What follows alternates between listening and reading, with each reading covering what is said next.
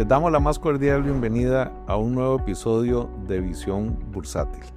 Este es un espacio de conversación en que queremos hablar sobre economía, mercados financieros y sobre todo mercados bursátiles. Iniciamos un nuevo episodio y esta vez ponemos el foco entre el vínculo entre la política monetaria y estabilidad financiera y los mercados de capitales.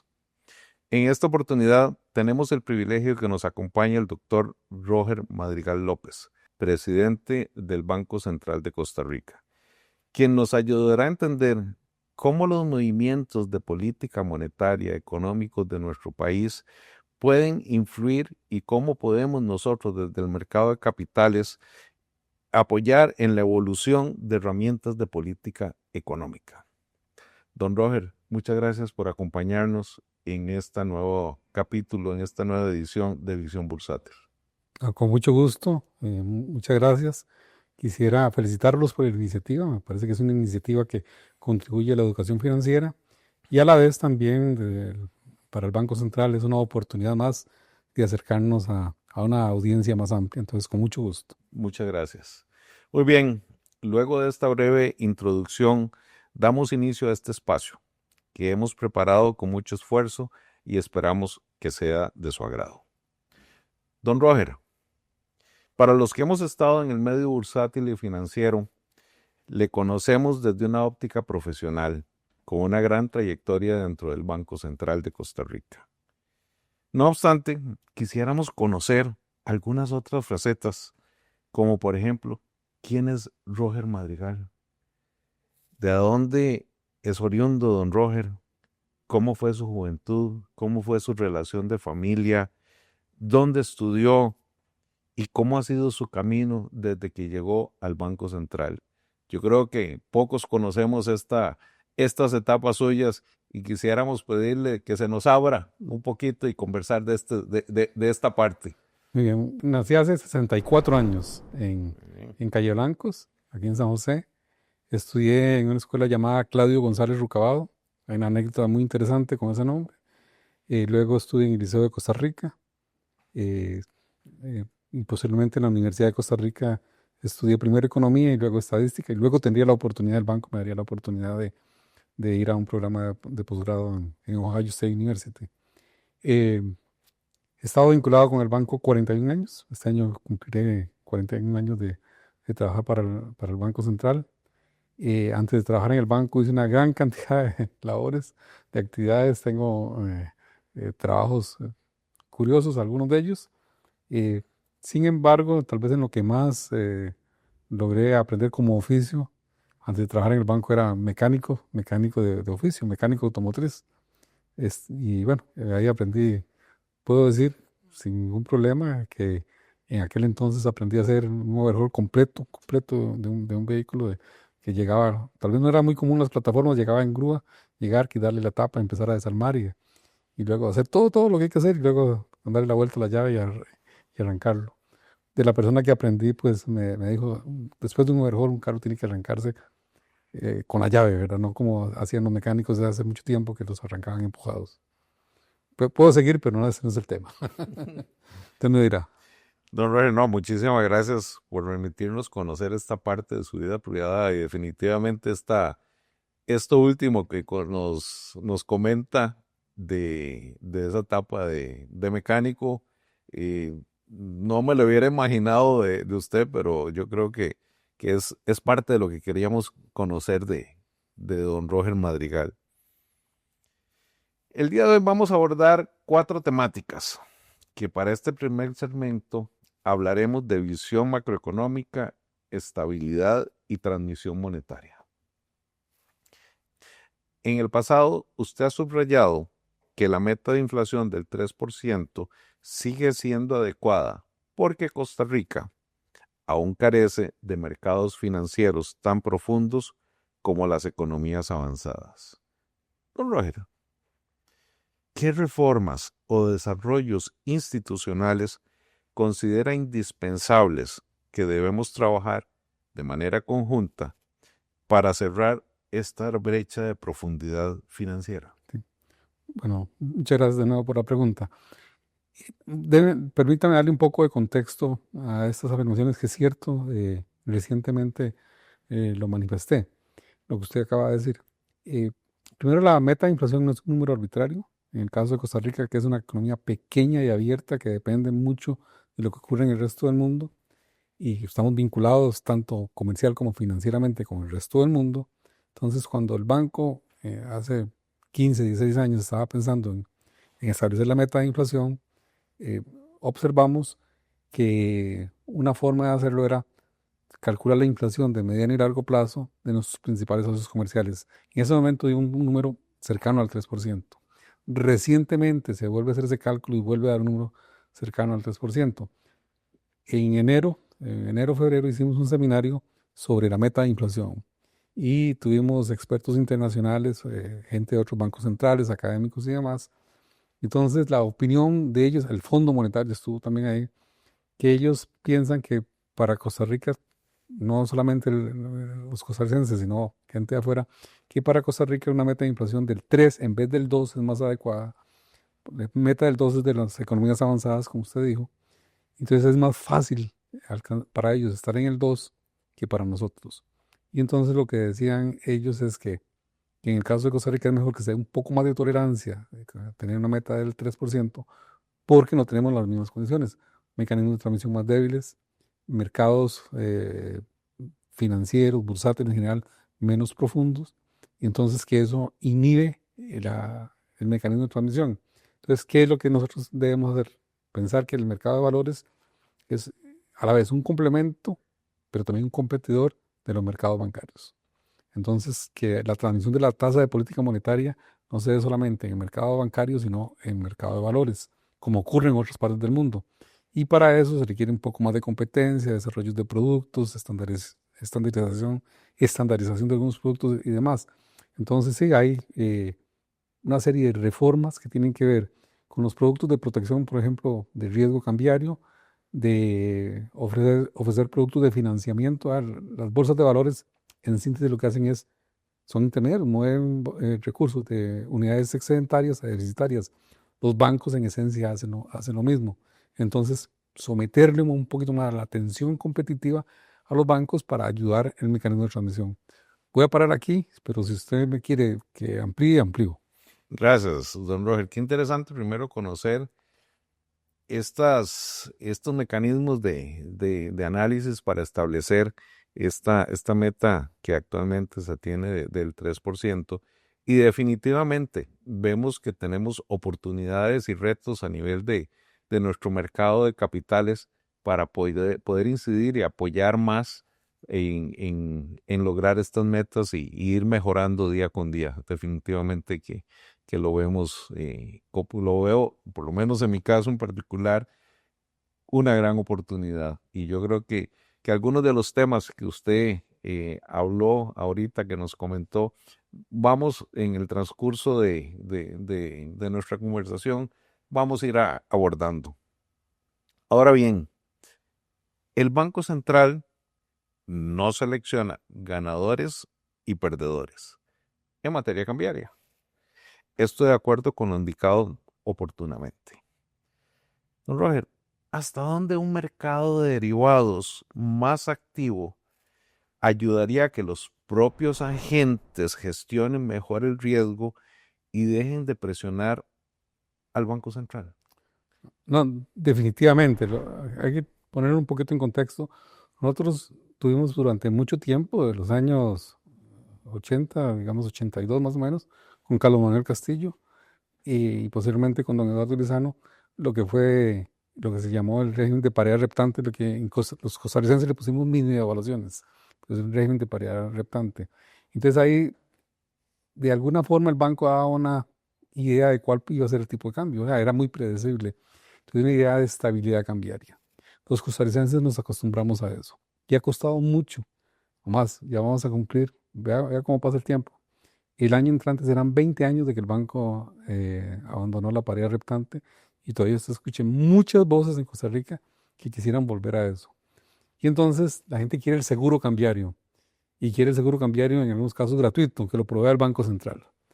Y en los mercados, esos que usted me hablaba, los mercados más desarrollados, en realidad hay instrumentos de cobertura que los mercados bursátiles proveen para el riesgo cambiario. Tiene un costo. Usted se mete en ese riesgo, usted lo cubre y para eso tiene un costo.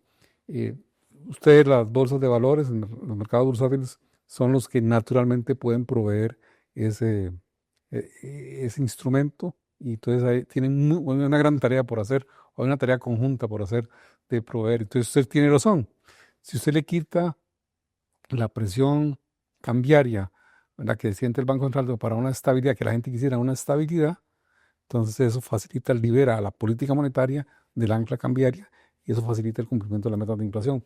De hecho, en la manera, digamos, conceptual que se mira, o sea, hay algo que se llama la Trinidad Imposible. La Trinidad Imposible es cuando un banco central tiene las siguientes características. Quiere usar la tasa de interés como instrumento de política monetaria, tiene apertura de la cuenta de capitales y quiere tener el tipo de cambio en determinado nivel. Esas tres cosas son imposibles.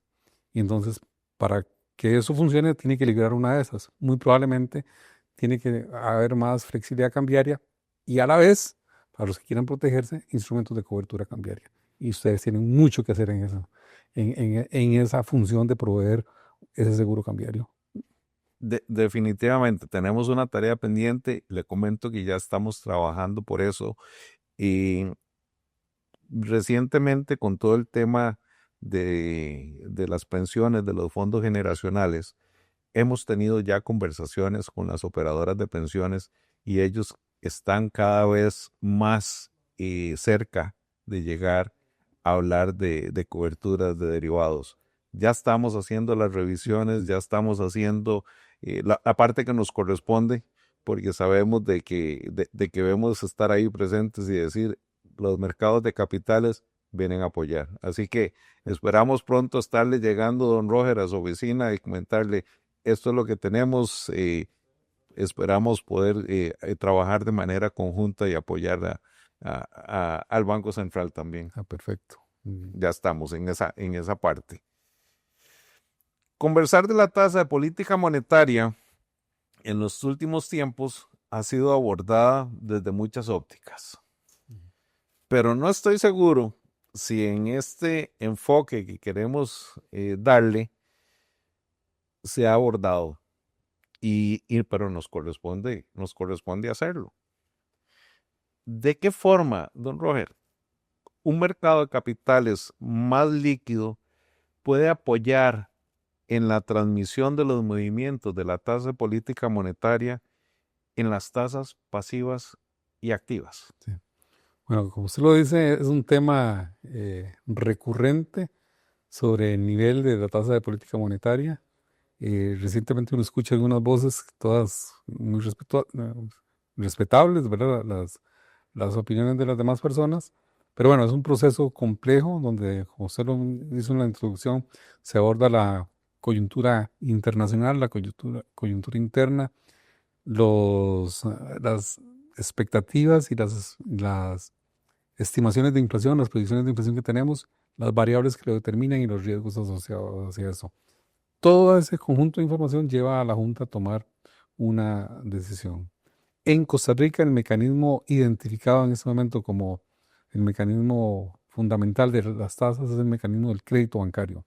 El banco establece una tasa que es a 24 horas, que es la tasa de política monetaria. Es una tasa de referencia para las operaciones a 24 horas, no es una tasa transaccional, es una tasa de referencia. Pues entonces fija el precio de los colones a 24 horas.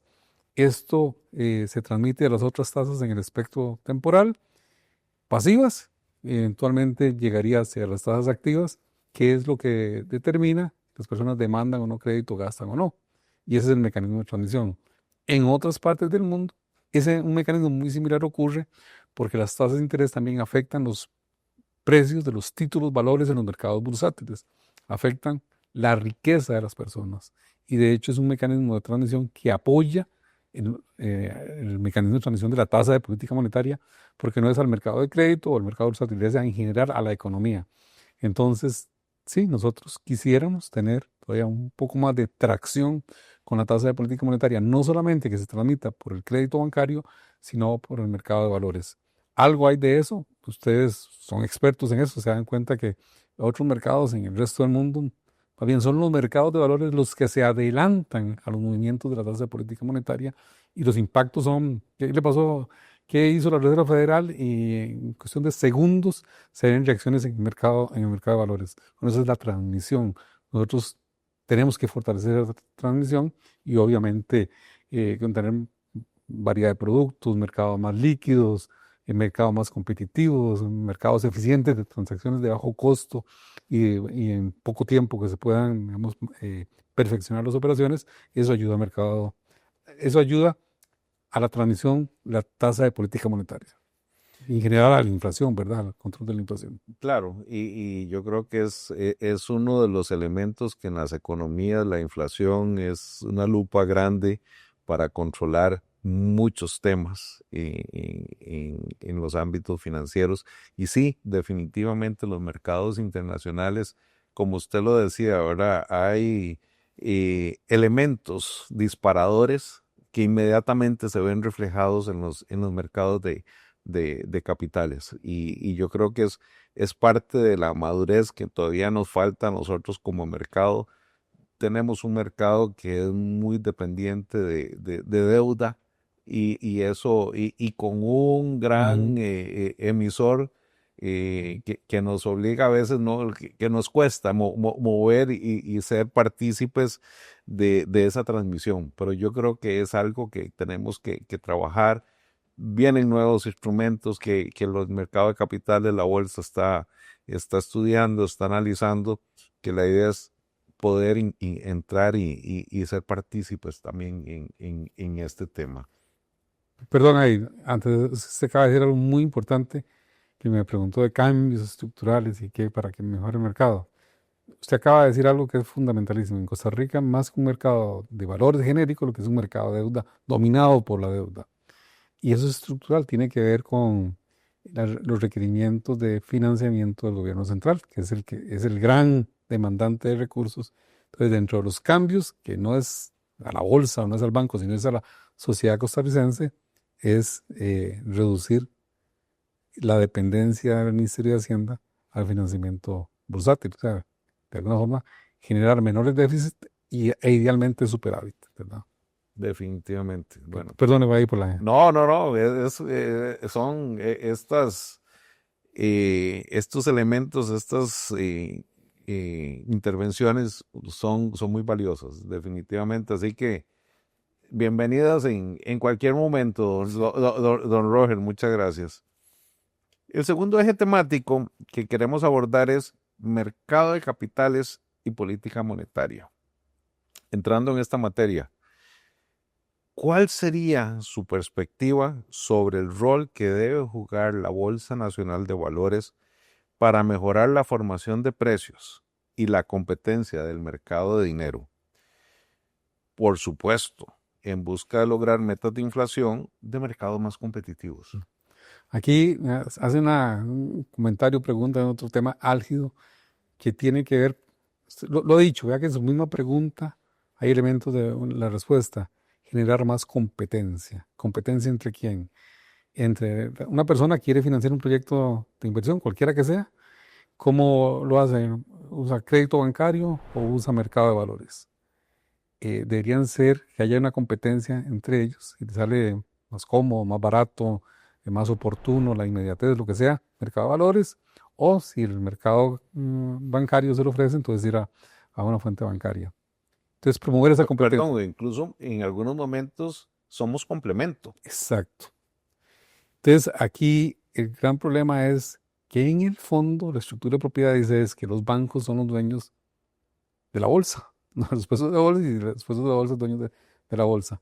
Entonces no se da la requerida competencia. Ese es un tema estructural de ustedes en algún momento, revisar la estructura de propiedad para que desde ahí se genere la competencia. Entonces es un elemento, generar más competencia entre productos bancarios y productos bursátiles. Es uno de esos. La otra que es fundamentalísimo y eso ocurre en todo el mundo es que ustedes son proveedores de información, una información muy importante de cuáles son los precios del dinero en los distintos plazos. Y en esas transacciones que ustedes hacen, si la dan rápida, de forma eficiente, correcta y demás, hay información que se extrae de temas como expectativa de tipo de cambio, expectativa de inflación. De hecho, el Banco Central en sus metodologías tiene varios métodos, pero uno de ellos de extracción, le llamamos expectativas de mercados, utiliza la información de los mercados bursátiles para extraerle señales de expectativa de inflación y expectativa de tipo de cambio. Entonces son, por la parte de la competencia, por la parte en sí de lo que hablamos antes del mecanismo de transmisión, pueden ser un agente más del mecanismo de transmisión y como proveedores de información es fundamentalísimo en todo el sentido, digamos, de colaborar o de integrarse al proceso de política monetaria, son agentes de la manifestación de la política monetaria del Banco Central. Entonces ahí, como le digo, es una gran participación que tienen ustedes en más de una dimensión, desde participantes directos hasta proveedores de información. Y esto como la parte esta que usted menciona de proveedores de información, sí, tenemos algunos servicios que muchos de los participantes de nuestro mercado absorben información para toma de decisiones, proyecciones, análisis, en fin, que yo creo que son fundamentales, ¿verdad? Totalmente. Y incluso hemos hecho esfuerzos también en conjunto con bolsas de la región. Tenemos información de qué tipo de instrumentos son los que más se mueven, información que también está en nuestra página de la bolsa, que permiten también no solo analizar nuestro mercado interno, sino qué está pasando con nuestros vecinos también, ¿verdad? Entonces yo creo que es algo que creo que esa parte sí ya la estamos dando, y definitivamente lo que hablábamos del tema de los bancos y los mercados de capitales. Sí, yo creo que a nivel mundial las bolsas de valores somos un llamado muy importante a financiar proyectos de largo plazo, De más riesgo. de más riesgo, de esquemas de estructuración más complicados, porque los flujos de caja no se comportan de una manera uniforme, y es parte de ese esfuerzo.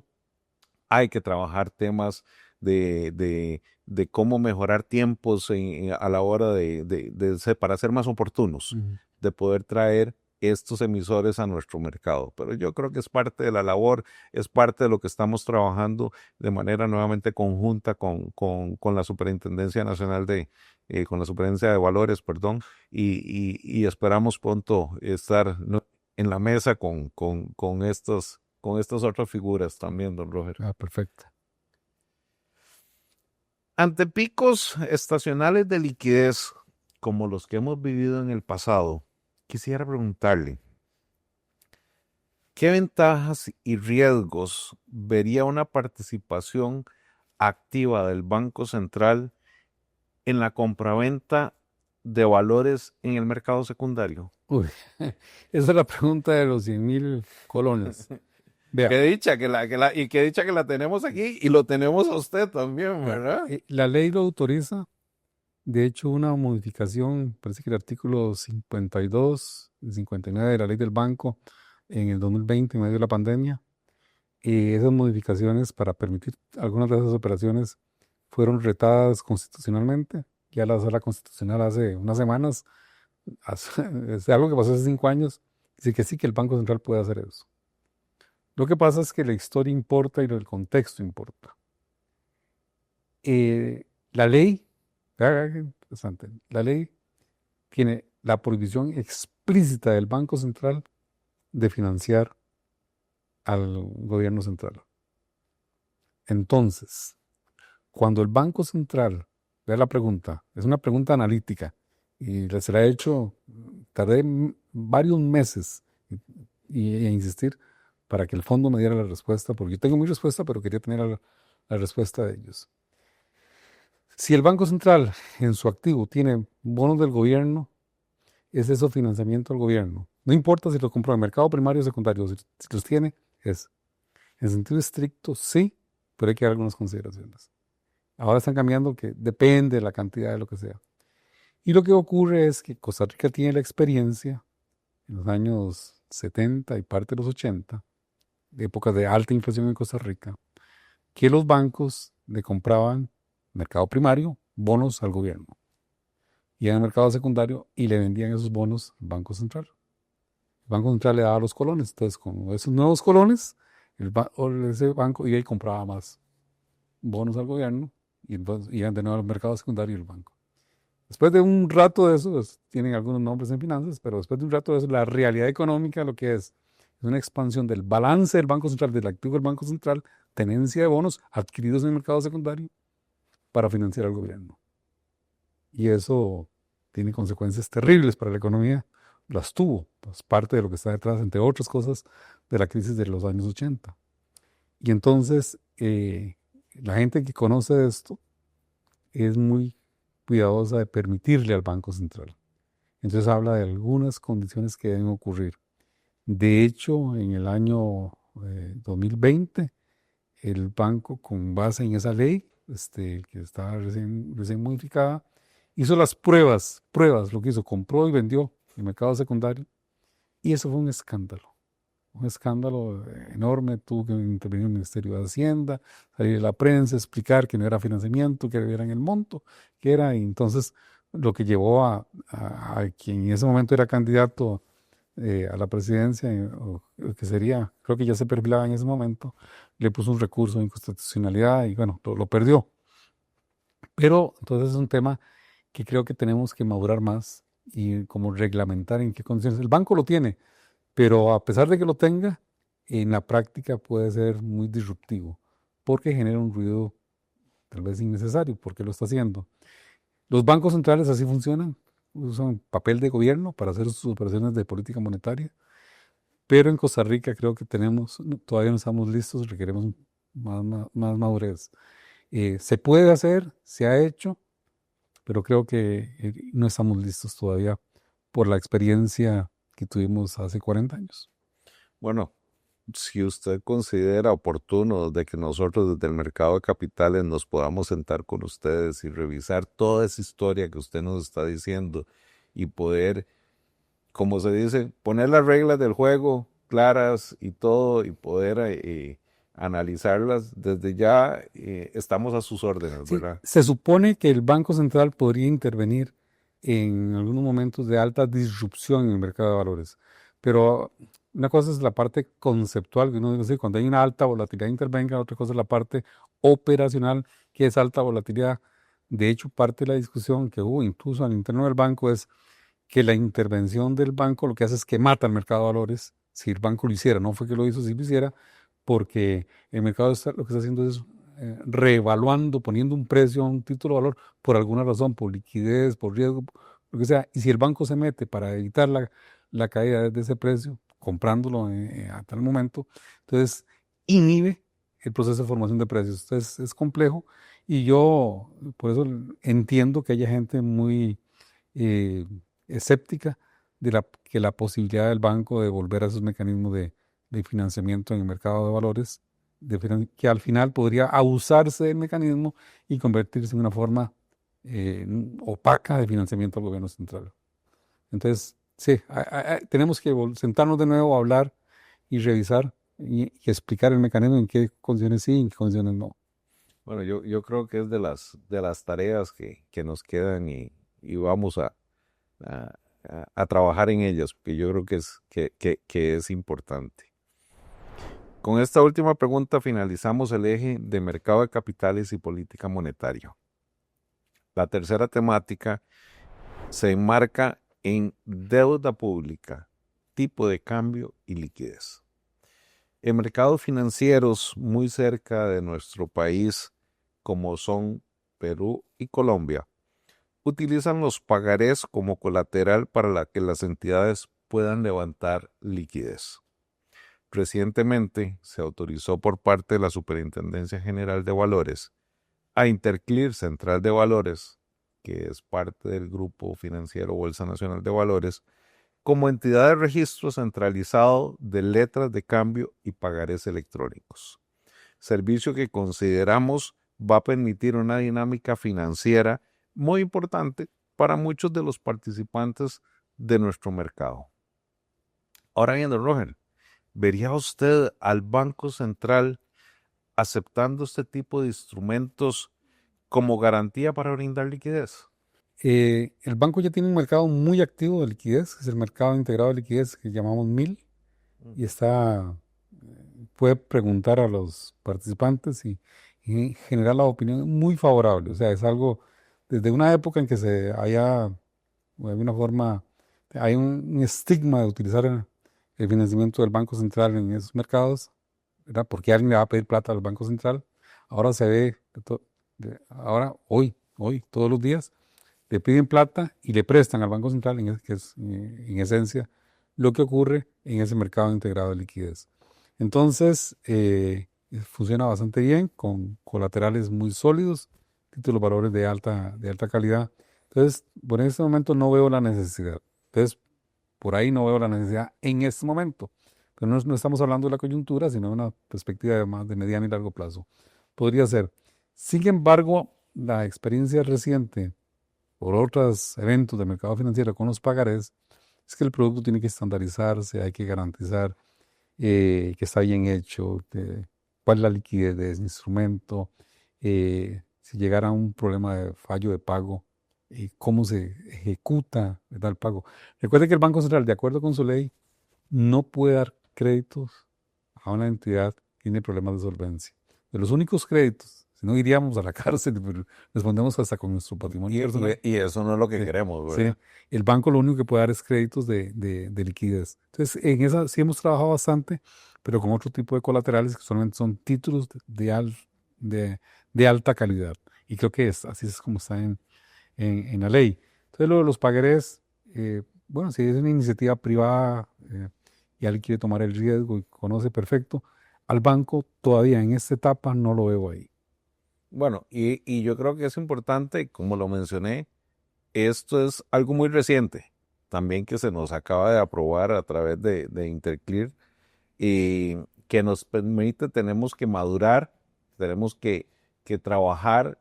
Al día de hoy no se ha hecho todavía ni una sola operación, estamos terminando de revisar muchos detalles y yo creo que todavía también nos falta un poquito de camino por recorrer. Entonces yo creo que quizás en algún momento podamos coincidir como se dice, las puntas esas para llegar y analizar esta posibilidad. Yo creo que no deberíamos de cerrar las puertas, como usted lo dice. Hay que madurar, hay que estandarizar, hay que hacer muchas cosas que definitivamente es hacia lo que vamos y es a lo que queremos buscar. Qué rápido que pasa el tiempo, don Roger. Ya estamos casi que en la recta final e ingresando al cuarto segmento. Ahora quisiera tocar la temática Agenda de Desarrollo Sostenible, Integración y Educación Financiera. El año anterior, el Ministerio de Hacienda de nuestro país dio inicio al programa Creadores de Mercado. Luego de estos meses, me gustaría conocer cuál es su perspectiva sobre este programa luego de haber iniciado operación y sobre este mismo tema. ¿Valoraría el Banco Central la posibilidad de implementar un programa de creadores de mercado similar al que ya tiene el Ministerio de Hacienda? Es una valoración, entonces podría ser la valoración, pero permítame extenderme un poquito sobre esto. Adelante. Vamos a ver, vea. Los creadores de mercado tienen algunas características.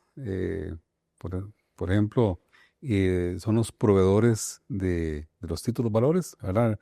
Ellos, por decirlo así, concentran el inventario y entonces le dan la garantía al emisor de que le van a conseguir el financiamiento y que si hubiese algún problema de liquidez, ellos entran al mercado y compran y venden, lo cual es un gran servicio, le dan liquidez. Perfecto. Hay toda una discusión en el mundo sobre cuál es el verdadero valor de los creadores de mercado, porque vea que lo que hacemos es que concentramos, y al concentrar usted le da un poder monopólico. De hecho, hay un estudio, si quieren en algún momento lo compartimos, del Johns Hopkins University, la Universidad de Columbia, sobre la función de los creadores de mercado en la deuda norteamericana, en títulos del tesoro. Y lo que logran demostrar que en el mercado más profundo del mundo, el más perfecto, que uno podría pensar que es el mercado de tesoros de los Estados Unidos, los creadores de mercado generan renta monopólicas que se las extraen a la Reserva Federal, que al final de cuentas es a los contribuyentes. Entonces es un tema, digamos, todavía, digamos, desde el punto de vista del Banco Central, que tendríamos que estudiar más los costos y los beneficios. Puede que para Hacienda esté muy bien, para el Banco Central hay otras características. Parte de los creadores de mercado, de la función de ellos es de proveerle liquidez a ciertos títulos. En el caso del Banco Central, buena parte de sus transacciones son de muy corto plazo. O sea, hoy vamos por 500.000, 600.000 millones de esterilizarlo hoy a las 2 de la tarde y el lunes lo estamos soltando a las 11 de la mañana. Entonces usted no requiere creador de mercado para eso. Entonces, como digo, lo podría valorar. No lo discutimos en algún momento en la Junta Directiva del Banco Central. No consideramos que para el Banco Central todavía en este momento sea necesario usar la figura de creador de mercado. Reconozco que tiene beneficios, tiene costos y habría que hacer el neto. Lo interesante es, ¿verdad?, que uno podría pensar que tal vez en un país pequeño como nuestro, concentrado, se van a extraer esas rentas monopólicas. Bueno, resulta que ocurre en el mercado, que es el modelo de los mercados, que es en Estados Unidos, con el título más negociado, que son títulos del Tesoro. Entonces, todavía no, todavía no. Todavía no, pero sí se ha hablado del tema. Sí, sí se ha hablado del tema. Que yo creo que es lo más importante, ¿verdad? Que están ahí están. Y le quiero aclarar, para el Banco Central, el Ministerio de Hacienda puede que tenga otro tipo de motivaciones, otro tipo de ventajas, entonces lo que digo es para el Banco Central. Perfecto. Antes de llegar a nuestro cierre y luego de una jornada de mucho provecho, muchas gracias, don Roger, quisiera hacer una reflexión. Definitivamente las alianzas estratégicas son fundamentales. Adicionalmente nos permite alcanzar objetivos comunes, mejorar la eficiencia, la rapidez para el logro de objetivos y definitivamente son un multiplicador de los recursos entre los diferentes aliados. Por lo anteriormente indicado, en enero de este año 2025, en una de las sesiones de junta directiva del banco y como parte de la celebración del 75 aniversario de esta institución, que por cierto, muchas felicidades. Muchas gracias. Se habló de acercarlo más a la ciudadanía. Me gustaría saber qué proyectos conjuntos con el mercado de capitales podrían materializar ese acercamiento en los próximos 5 años a la ciudadanía. ¿Es posible? Sí. No, hay varias cosas, está bien que lo haga. Queremos un acercamiento con la ciudadanía y obviamente con los mercados. Hay un tema de educación financiera que ustedes están trabajando en eso, ayudando en eso, esta actividad es parte de eso. Podríamos buscar más espacios de cómo el Banco Central interactúa con los mercados de valores, todos los sistemas de liquidación y de custodia y demás, que forman parte del sistema de pagos. Hay un tema pequeño que es, no sé si has escuchado, el famoso fideicomiso 1044. Eso es algo que desde mi perspectiva, si pudiéramos reformarlo totalmente quiere decir eliminarlo, ¿verdad? Eso me parece que es una fuente de ineficiencia. Utilizar la digitalización de la economía para ser más eficiente, porque eso le mete costos. Entonces, tenemos un espacio aquí puedo extenderme anécdotas, pero voy a saltarme la verdad. Aunque sí me gustaría conocerlas. No, el banco empezó con liquidación en tiempo real, liquidación bruta, por ejemplo, en temas ceros, en tiempo real. Y hablando hace 25 años y alguna gente decía, pero ¿cómo se les ocurre si las mejores prácticas son en temas 2? Bueno, hoy en día el mundo evoluciona a temas 1, a temas 0, liquidación bruta por riesgos.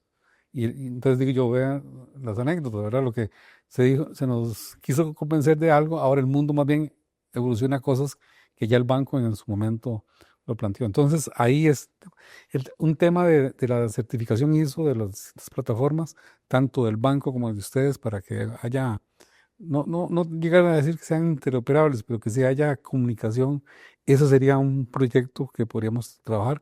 Como le digo, lo de fideicomiso, la certificación creo que es 20022 o 22020 de ISO, certificar eso, acercar las plataformas tanto de la bolsa y del Banco Central a plataformas internacionales para esta internacionalización que se habla a veces del mercado bursátil. Y hay otros temas, como le digo, el tema de educación financiera, digamos, una evidencia nueva que hay. Pareciera que no es suficiente, algo puntual, que es algo continuado, que es algo que tiene que iniciarse en edades tempranas. Ustedes pueden mucho ayudar en eso. Le comento, don Robert, que el año pasado firmamos un convenio con el Ministerio de Educación para comenzar a trabajar en estas, a llegar a los jóvenes en edades tempranas. Más tempranas. Claro. Ya dimos ese primer paso, ya lo logramos el año pasado. Entonces, como le digo, sí hay espacios de colaboración entre la bolsa y el banco y sé que cuanto más interactuamos, más vamos a encontrar. Yo creo que sí. Yo creo que hay muchas cosas que podemos hacer y trabajar conjuntos.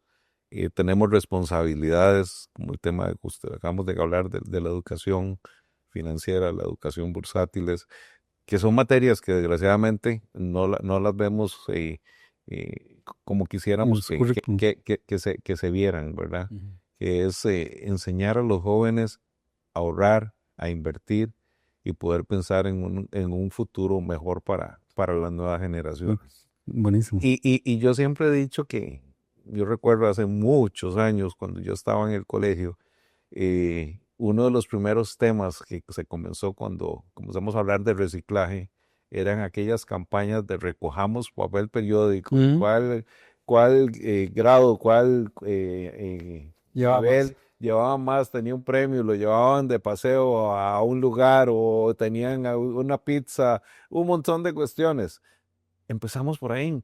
Y yo creo que eso caló tanto que nuestros jóvenes, las nuevas generaciones tienen una conciencia de todo lo que el tema sostenible es muy fuerte. Bueno, yo creo que en algún momento tenemos que empezar y también trabajarlo de estas hacia los jóvenes, hacia los niños. Totalmente de acuerdo. Ahora sí hemos llegado a nuestro final.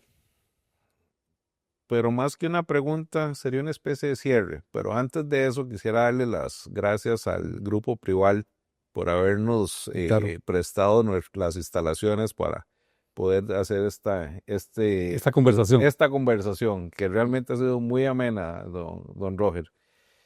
¿Qué mensaje le daría al mercado de capitales y a los actores financieros sobre el rol del Banco Central y los mercados de capitales para el fortalecimiento de nuestra economía? Creo que casi es como una especie de resumen de muchos de los temas que hemos hablado. Dichosamente, el Banco Central tiene una junta directiva muy madura, muy enfocada con las prioridades. El banco, su objetivo fundamental es la inflación baja y estable. No desconoce los temas de política cambiaria y obviamente algo que en los últimos 10, 15 años es muy importante en la banca central es la estabilidad financiera y ahí entran ustedes. Entonces, estamos enfocados en eso. El banco pretende ser responsable en el cumplimiento de sus objetivos de la ley. Y, como hemos dicho a lo largo de esta conversación, promover temas de más competencia, reducir barreras de entrada, promover un mecanismo de transición más fuerte, algo de existir, pero que todavía más fuerte en los mercados bursátiles, que complemente, ahora sí que complemente, que compita con el mecanismo de transmisión del crédito bancario. Y básicamente, ¿verdad? Es un banco enfocado en sus objetivos de acuerdo con la ley y que sabemos que todavía hay mucha tarea por hacer para mejorar esos mecanismos de transmisión, como tal usted lo ha dicho en algunos momentos. Don Roger, agradecerle muchísimo por acompañarnos en esta conversación tan valiosa, amena, por tener este acercamiento con los mercados de capitales. Nos deja muchas reflexiones sobre los retos, oportunidades, tareas que tenemos por delante como país y como mercado de capitales. Desde Visión Bursátil seguiremos comprometidos con la apertura de estos diálogos que construyen conocimiento, confianza y futuro para nuestro mercado, para nuestro país. Recuerden seguir los contenidos que también tenemos compartidos en nuestras redes sociales. A todos ustedes, desearles lo mejor y nos vemos en el siguiente capítulo de Visión Bursátil. Gracias.